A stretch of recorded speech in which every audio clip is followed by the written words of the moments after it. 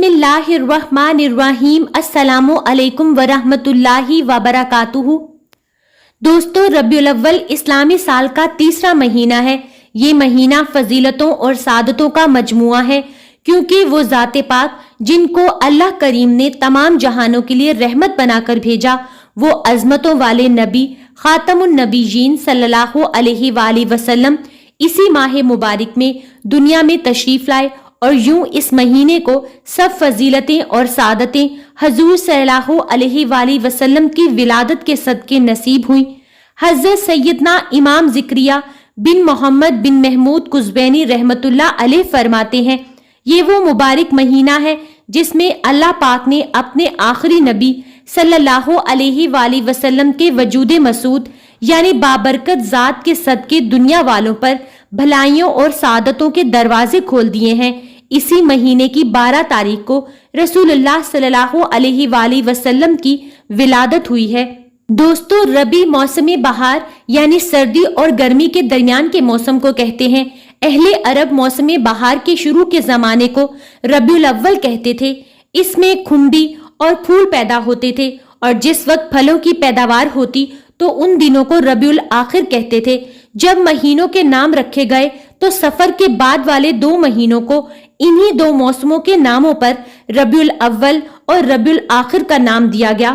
ربیع الاول کی عظمتوں کے کیا کہنے، یقیناً حضور انور صلی اللہ علیہ وآلہ وسلم دنیا میں تشریف نہ لاتے تو کوئی عید ہوتی، نہ کوئی شب برات، بلکہ کونو مکہ کی تمام تر رونق اور شان اس جہان محبوب رحمان صلی اللہ علیہ وآلہ وسلم کے قدموں کی دھول کا صدقہ ہے۔ اس مبارک مہینے کی 12ویں تاریخ بہت ہی سعادتوں اور عظمتوں والی ہے۔ یہ تاریخ عاشقان رسول کے لیے عیدوں کی بھی عید ہے۔ دوستو، ہم سب کے پیارے نبی صلی اللہ علیہ وآلہ وسلم کی ولادت کا دن پیر ہونے کے ساتھ ساتھ یہ دن اور بھی کئی وجوہات کی وجہ سے اہم ہے۔ چنانچہ صحابی ابن صحابی حضرت سیدنا عبداللہ بن عباس رضی اللہ تعالی عنہما بیان فرماتے ہیں کہ نبی کریم صلی اللہ علیہ وآلہ وسلم پیر کے دن پیدا ہوئے، اور پیر کے دن ہی آپ صلی اللہ علیہ وآلہ وسلم نے اعلان نبوت فرمایا۔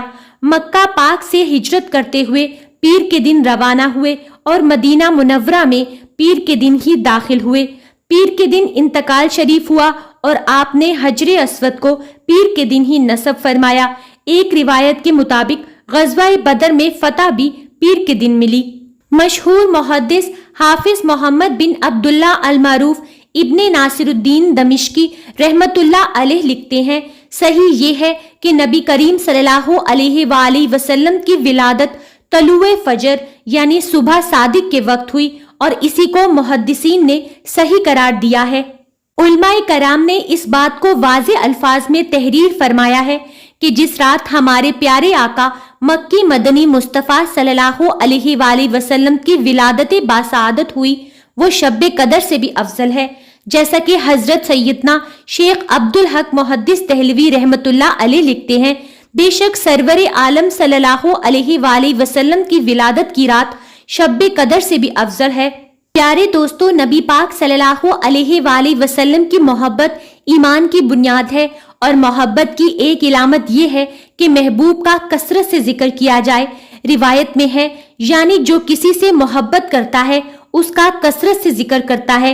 یوں تو سارا سال ہی ہمیں نبی پاک صلی اللہ علیہ وآلہ وسلم کا ذکر خیر کرنا اور اپنے قول و فعل کے ذریعے آپ صلی اللہ علیہ وآلہ وسلم سے محبت کا اظہار کرنا چاہیے، لیکن بالخصوص ربیع الاول میں اللہ کریم کی اس عظیم نعمت کے شکرانے کے طور پر ذکر حبیب کی کثرت کرنی چاہیے، اور اس ذکر کے کئی طریقے ہیں۔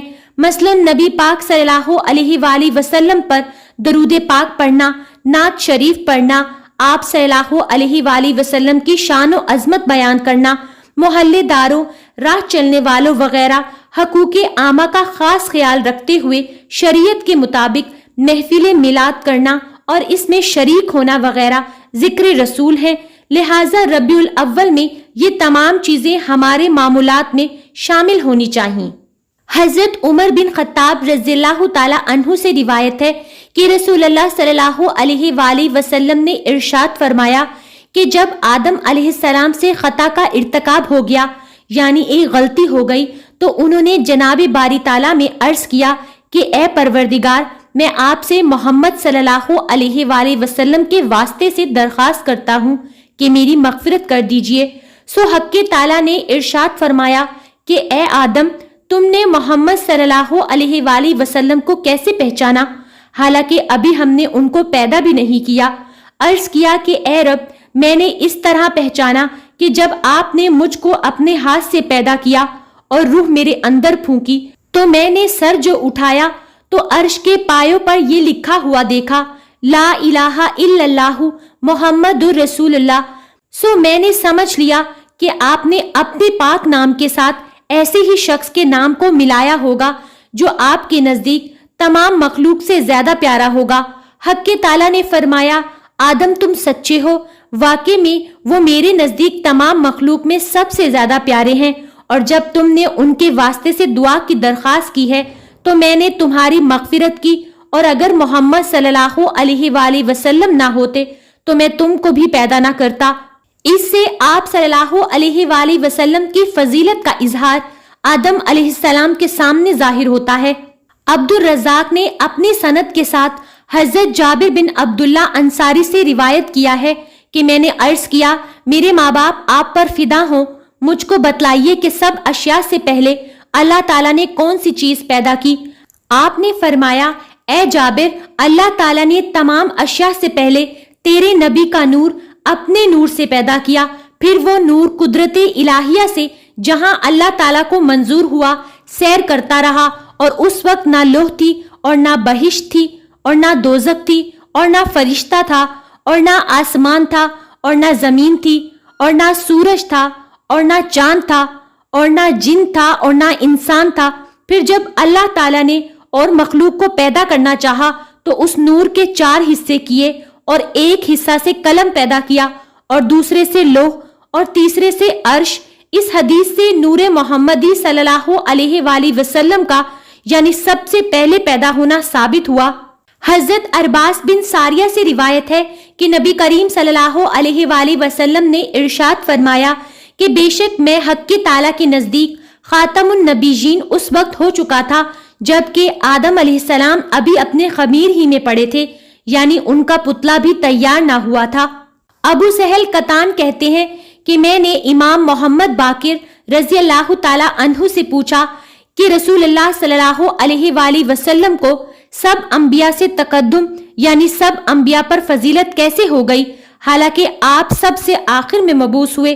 انہوں نے جواب دیا کہ جب اللہ تعالیٰ نے بنی آدم سے یعنی ان کی پشتوں میں سے ان کی اولاد کو عالم میثاق میں ان سب سے یہ اقرار لیا کہ کیا میں تمہارا رب نہیں ہوں، تو سب سے پہلے جواب میں کیوں نہیں محمد صلی اللہ علیہ وآلہ وسلم نے کہا۔ اسی وجہ سے آپ کو سب انبیاء پر تقدم یعنی فضیلت حاصل ہے، گو آپ صلی اللہ علیہ وآلہ وسلم سب سے آخر میں مبعوث ہوئے۔ حضرت انس رضی اللہ تعالی عنہ سے روایت ہے کہ رسول اللہ صلی اللہ علیہ وآلہ وسلم نے ارشاد فرمایا کہ تم میں کوئی شخص پورا ایماندار نہیں ہو سکتا جب تک کہ میرے ساتھ اتنی محبت نہ رکھے کہ اپنے والد سے بھی زیادہ اور اپنی اولاد سے بھی زیادہ اور سب آدمیوں سے بھی زیادہ ہو۔ عبداللہ بن حشام کی روایت میں ہے کہ رسول اللہ صلی اللہ علیہ وآلہ وسلم نے فرمایا، قسم اس ذات کی جس کے قبضہ قدرت میں میری جان ہے، تم ایماندار نہ ہوگے جب تک میرے ساتھ اپنی جان سے زیادہ محبت نہ رکھو گے۔ رسول اللہ صلی اللہ علیہ وآلہ وسلم نے ارشاد فرمایا، مجھ سے محبت رکھو اس وجہ سے کہ اللہ تعالیٰ کو مجھ سے محبت ہے۔ اے مسلمانوں، یہ سب دولتیں اور نعمتیں جس ذات کی برکت سے نصیب ہوئی، اگر ان سے محبت نہ کرو گے تو کس سے کرو گے؟ ایسی مفت کی دولت جس میں نہ محنت نہ مشقت کہاں نصیب ہوتی ہے، اس کو ہاتھ سے مت دینا۔ اپنی رگ رگ میں اللہ اور رسول صلی اللہ علیہ وآلہ وسلم کی محبت اور عشق سما لینا۔ خدا اور رسول صلی اللہ علیہ وآلہ وسلم سے محبت رکھنے والے پر لعنت کی اجازت نہیں دی گئی۔ رسول اللہ صلی اللہ علیہ وآلہ وسلم نے ایک مرتبہ ایک شخص کو شراب نوشی میں سزا دی تھی، ایک دفعہ پھر اس کو لایا گیا اور سزا دی گئی۔ ایک شخص نے کہا، اے اللہ، اس پر لعنت کر کس کثرت سے اس کو لایا جاتا ہے۔ رسول اللہ صلی اللہ علیہ وآلہ وسلم نے فرمایا، اس پر لعنت نہ کرو، یہ خدا اور رسول سے محبت رکھتا ہے۔ اس ماہ مبارک کی یہ فضیلت کافی ہے کہ یہ زمانہ حضور پرنور سید بنی آدم فخر عالم صلی اللہ علیہ وآلہ وسلم کی ولادت شریفہ کا زمانہ ہے۔ ہم اس ماہ کی فضیلت کے منکر نہیں، فضیلت اس میں ضرور ہے۔ اگر اس میں فضیلت نہ ہوتی تو اس میں حضور صلی اللہ علیہ وآلہ وسلم کیوں پیدا کیے جاتے؟ جس زمانہ میں آپ کی ولادت ہوئی ہو وہ مہینہ ایسا نہیں ہے کہ حضور صلی اللہ علیہ وآلہ وسلم کی ولادت سے اس میں شرف نہ آئے، جیسے کہ ولادت شریفہ کا مکان اسی وجہ سے معظم ہے کہ حضور صلی اللہ علیہ وآلہ وسلم کی جائے ولادت ہے، چنانچہ آج تک وہ موضوع شریف محفوظ ہے اور لوگ اس کی زیارت کرتے ہیں۔ اسی طرح وہ زمانہ بھی شریف ہوگا۔ اس زمانہ میں حضور صلی اللہ علیہ وآلہ وسلم کی ولادت ہوئی، جیسے جمعے کا دن تمام دنوں کا سردار اور سب سے افضل دن ہے، کیونکہ اس دن حضرت آدم علیہ السلام کی ولادت ہوئی اور اسی دن آپ علیہ السلام کو جنت میں داخل ہونے کا شرف حاصل ہوا، اور اسی دن آپ علیہ السلام کو زمین پر اتارا گیا، اور حضور صلی اللہ علیہ وآلہ وسلم کی ولادت باسعادت دوشنبہ یعنی پیر کے دن ہوئی، اور اسی دن آپ صلی اللہ علیہ وآلہ وسلم پر قرآن پاک نازل کیا گیا۔ نبی پاک صلی اللہ علیہ وآلہ وسلم کی ولادت امت پر سب سے بڑا احسان ہے، جس کا ذکر قرآن پاک میں اس طرح بیان کیا گیا ہے، یعنی حق کے تعالیٰ نے مومنین پر احسان فرمایا کہ ان میں ایک رسول ان کی جنس سے بھیجا کہ وہ ان کو آیتیں اور احکام پڑھ پڑھ کر سناتے ہیں اور ان کو ظاہری اور باطنی نجاست اور گندگیوں سے پاک کرتے ہیں اور ان کو کتاب اور حکمت سکھلاتے ہیں، اور بے شک وہ اس سے پہلے ایک کھلی گمراہی میں تھے۔ حضرت عباس رضی اللہ تعالی عنہ سے ایک حدیث میں روایت ہے کہ نبی پاک صلی اللہ علیہ وآلہ وسلم منبر پر کھڑے ہوئے اور فرمایا، میں کون ہوں؟ عرض کیا، آپ رسول اللہ صلی اللہ علیہ وآلہ وسلم ہیں۔ آپ نے فرمایا کہ میں رسول تو ہوں ہی، مگر دوسرے حسب و نسب کے فضائل بھی رکھتا ہوں۔ میں محمد بن عبداللہ بن عبد المطلب ہوں۔ اللہ نے مخلوق کو پیدا کیا اور مجھ کو ان کے بہترین یعنی انسان میں سے کیا۔ میں محمد بن عبداللہ بن عبد المطلب ہوں۔ اللہ نے مخلوق کو پیدا کیا اور مجھ کو ان کے بہترین یعنی انسان میں سے کیا۔ پھر انسانوں کے دو فرقے عجم و عرب بنائے اور مجھ کو بہترین فرقہ یعنی عرب میں کیا۔ پھر ان کے مختلف قبیلے بنائے اور مجھ کو بہترین قبیلہ یعنی قریش میں سے بنایا۔ پھر ان قریش کے کئی خاندان بنائے اور مجھ کو بہترین خاندان یعنی بنو ہاشم میں بنایا۔ پس میں اپنی ذات کے اعتبار سے سب سے افضل ہوں۔ اس حدیث سے ثابت ہوا کہ آپ نے اپنے فضائل کا ذکر برسر منبر فرمایا۔ حضور صلی اللہ علیہ وآلہ وسلم کی ہر بات قابل ذکر ہے۔